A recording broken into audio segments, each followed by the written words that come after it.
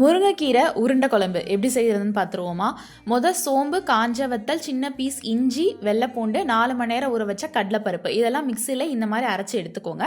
இது கூட கறிவேப்பிலை, பொடியான இருக்குன்னா பெரிய வெங்காயம், சால்ட், க்ளீன் பண்ணி வச்சிருக்க முருங்கைக்கீரை இதெல்லாம் சேர்த்து இந்த மாதிரி உருண்டை பிடிச்சி இட்லி பாத்திரத்தில் ஒரு 5 to 7 minutes வேக வச்சு எடுத்து வச்சுக்கோங்க.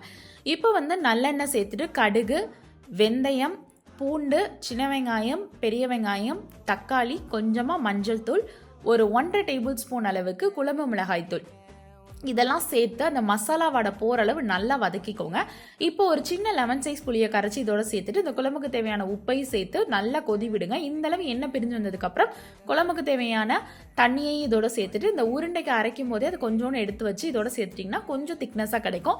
இப்போ நம்ம வேக வச்சு வச்சிருக்க உருண்டையை இதில் சேர்த்து ஒரு 10 நிமிஷம் கொதிக்க விட்டு ஃபைனலாக இறக்கும்போது தேங்காய் பால் ஊற்றி இறக்குனீங்கன்னா அருமையான சுவையில் உருண்டை குழம்பு ரெடி.